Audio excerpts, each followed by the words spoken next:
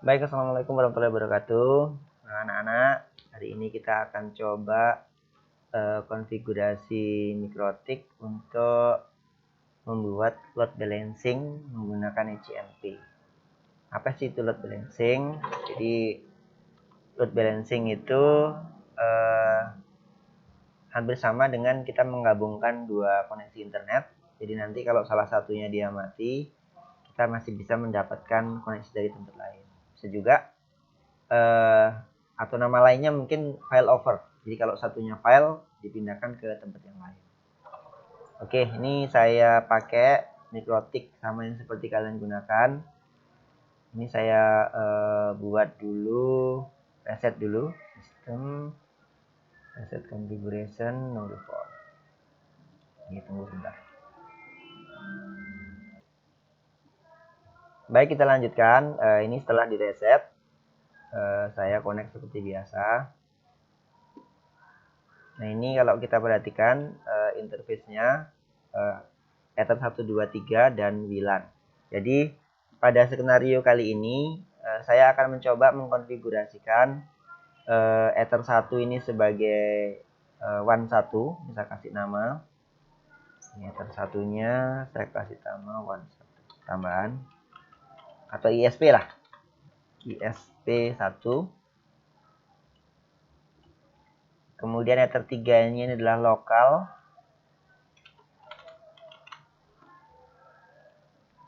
Nah, ISP2-nya itu saya akan buat pakai WLAN. Jadi ini kita jadikan menjadi ISP2. Saya enable dulu. Ini saya kasih tambah nama ISP2.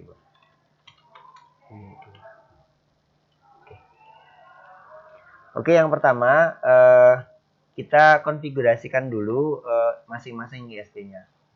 Yang pertama saya mulai dari ISP2. Jadi ISP2 ini kita pakai WLAN. Jadi selama ini kita menggunakan WLAN hanya untuk menyebarkan koneksi. Kali ini saya akan balik. WLAN-nya kita pakai untuk menangkap koneksi. Caranya bagaimana? Kita klik di WLAN-nya. Kemudian di wireless. Nah, ini kita ganti modenya. Yang awalnya adalah AP bridge menjadi station. Seperti ini. Kemudian kita pilih di sini ada scan. Di bawah sini ada scan. Nah, kemudian kita start. Ini di sini kita akan ditunjukkan nama-nama WiFi yang ada di sekitar kita. Nah, kebetulan saya akan menggunakan ISP2-nya itu sebagai ISP2-nya adalah ini, WiFi namanya Telkomsel. Kemudian saya klik dan saya connect. Kemudian kita oke. Nah, oke. Sebelum kita oke, di sini kita ada security profile ini pakai default. Jadi kebetulan WiFi Telkomsel ini mempunyai SSID, mempunyai security. Jadi nanti saya masukkan dalam security profile-nya yang default ini. Ini setelah kita apply, kemudian saya oke. Saya pindah ke wireless, ada security profile. Ini saya buka. Nah, kemudian saya isikan di sini modenya dinamik. Nah, saya isikanlah salah satu di antara ini. Saya pilih yang WPA2PSK. Saya isikan dengan passwordnya. 1, 2, 3, 4, 5, 6, 7, 8. Ini adalah sandi dari WiFi-nya. Ini WiFi-nya. Saya apply dan saya oke. Nah, kemudian setelah ini terhubung, ini bisa kita lihat dari, nah ini ada trafficnya. Nanti di sini ada trafficnya. Kemudian untuk memastikan ini sudah terhubung benar-benar dan mendapatkan IP address, itu kita bisa lanjut ke IP DHCP client. Jadi khusus untuk yang wireless ini saya pakai DHCP client karena di WiFi-nya sana ada DHCP server jalan. Saya tambahkan, kemudian di WLAN default root-nya saya pilih no dulu. No, kemudian saya apply dan saya oke. Nah, ini kelihatan bahwa sekarang sudah mendapatkan IP 10251. Bisa kita lihat berikutnya di sini ada informasi lain di status. Ini kita bisa melihat gateway-nya berapa. Nanti ini kita butuhkan ketika kita mengisikan IP root-nya. Jadi gateway-nya adalah 10.1. Oke, jadi sampai saat ini ISP2 sudah kita konfigurasikan. Sekarang saya akan pindah untuk mengkonfigurasikan ISP1. Karena ISP1 ini tidak ada di DHCP server, sehingga saya harus mengisikan IP-nya manual. Saya ke IP, address, ini saya tambahkan. IP-nya di sini saya buat 10.10.10.14 misalnya, garis miring 24. Ini interface-nya adalah ini ISP1. Kemudian saya apply dan saya oke. Jadi begitu, nanti disesuaikan saja. Kalau misalkan dua-duanya adalah ada DHCP-nya, bisa kalian buat dua-duanya pakai DHCP client.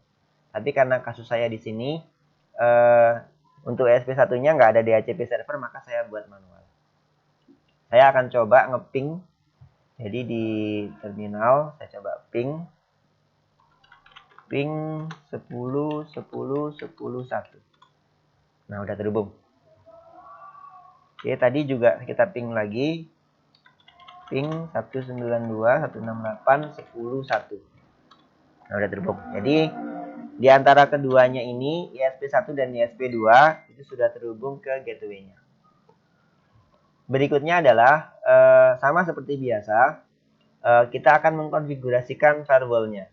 Jadi kita ke IP, kemudian ke firewall. Atau sebelum itu kita konfigurasikan dulu untuk yang Ether 3 lokalnya, kita kasih IP dulu. Ether 3 lokal ini kita ke IP address. Kita buat yang untuk Ether 3 yang koneksi ke jaringan lokal. Misalnya IP-nya adalah 11.11.11.1, trafficnya 24. Jangan lupa pindahkan interface-nya ke Ether 3 yang ini lokal. Oke, sekarang udah punya IP, nanti tinggal kita generate aja di DHCP servernya. Nah, berikutnya langkah berikutnya kita konfigurasikan firewall, IP, firewall.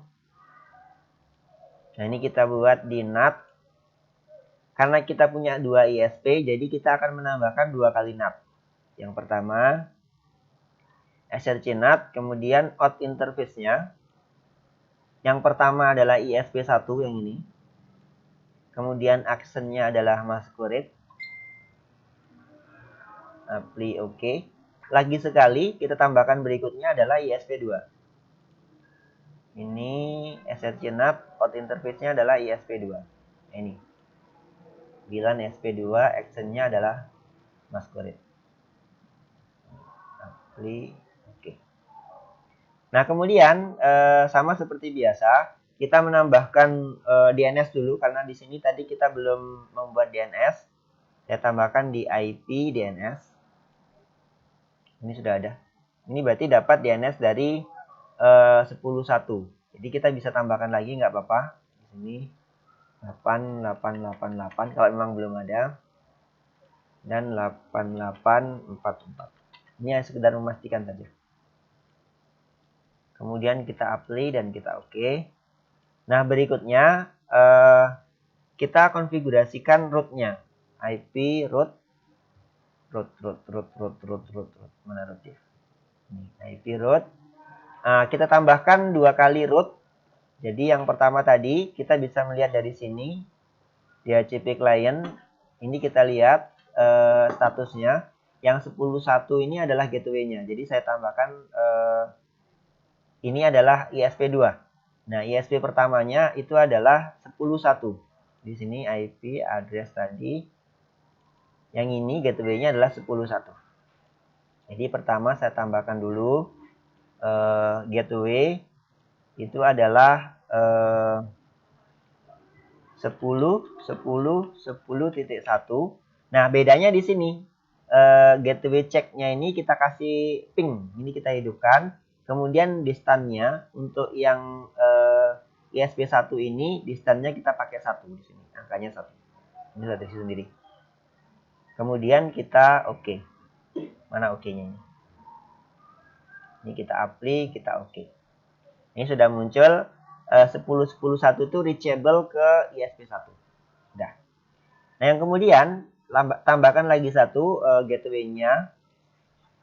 Tadi kita lihat di ini IP DHCP client ini kita dapat gateway-nya adalah 101 ya, 192.168.10.1. Ini saya tuliskan di sini. Gateway-nya 192.168.10.1. Ceknya juga pakai ping. Nah, bedanya di sini kalau tadi yang pertama itu kita pakai distance-nya adalah ini, kita lihat, kita bedakan. Ya, kalau saya besarkan sedikit di bawahnya. Ini bedanya. Kalau yang ini distance-nya 1, yang ini yang untuk ISP2 distance-nya kita isi 2. Ini. Setelah itu baru kita update dan kita oke. Ya, nanti akan muncul seperti ini. Ada dua macam gateway, yang ini dan yang ini. Kemudian di sini distance-nya 1 dan 2. Sampai di sini kurang lebih kita sudah selesai. Tinggal kita lanjutkan konfigurasi untuk lokalnya. Jadi tadi di lokal ini saya baru membuat IP address saja. IP address ini ya, yang lokal itu yang ini. Ada 3 lokal. Nah, sekarang saya akan buatkan DHCP server, IP DHCP server, DHCP setup.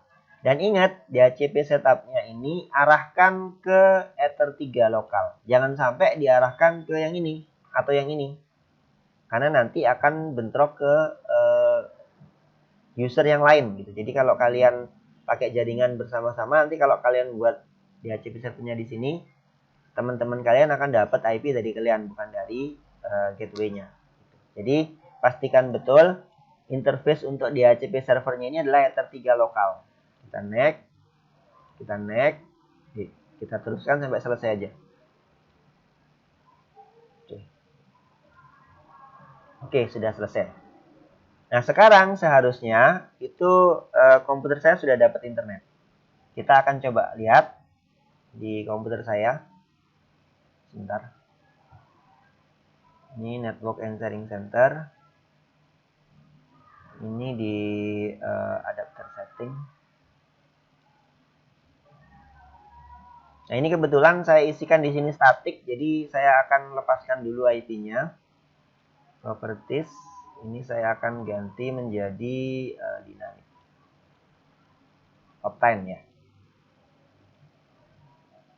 Nah, kita tunggu. Nah, ini sudah dapat IP 11.11.11.254. Nah, sekarang kita akan melakukan uji coba. Ini cara uji cobanya adalah saya akan buka YouTube.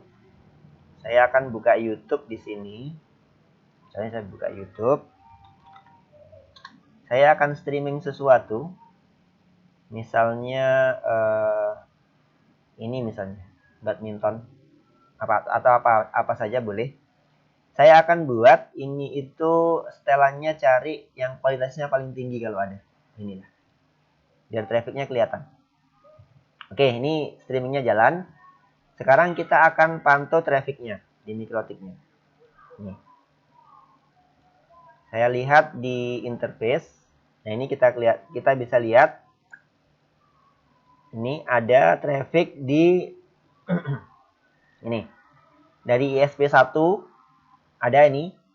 Karena kita menggunakan tadi ISP1 itu sebagai gateway dengan distance sama dengan 1, maka dia akan dipakai duluan. Ini. Nah, misalkan ini saya matikan, ini saya akan matikan di sini, saya disable. Ini saya klik kanan disable. Kita tunggu dulu apakah streamingnya macet. Nah, ini, kalian perhatikan, sekarang streamingnya akan pindah ke ISP2. Ini trafficnya naik. Tadi kan di sini trafficnya sedikit, sekarang trafficnya menjadi, tadi itu sempat 12 mega. Nah, ini dia. Gitu. Jadi ini streamingnya tetap jalan, meskipun ISP1-nya mati. Inilah yang namanya load balancing atau failover. Jadi ketika ISP1-nya mati, maka secara otomatis koneksinya akan dipindahkan ke SP2. Ini kalau kalian lihat, nih, sampai 3 mega. Nah, misalkan saya kembalikan, misalnya ini saya enable lagi. Saya enable. maka nanti otomatis yang ini akan berkurang lagi koneksinya dan kembali ke sini. Nih, perhatikan baik-baik. Ini kita tunggu dulu. Nah ini, perhatikan ya. Ini sekarang udah pindah lagi 10 meganya ke arah ISP1. Nah ini 14 mega. Gitu ya. Jadi kurang lebih seperti itu tutorial untuk membuat load balancing menggunakan dua ISP. Nah, load balancing kali ini atau failover kali ini namanya adalah failover menggunakan metode HCMP. Jadi HCMP itu adalah protokol untuk melakukan ping. Jadi kalau ISP satunya di ping nggak ada balasan, maka secara otomatis akan dipindahkan ke ISP2. Kalau ISP2 dimatikan, ya dia tidak akan ada masalah. Karena ISP2 ini adalah ISP backup yang hanya akan dipakai ketika ISP satunya mati. Demikian. Jadi silakan kalian coba dipraktekkan masih di kelompok masing-masing. Terima kasih. Assalamualaikum warahmatullahi wabarakatuh.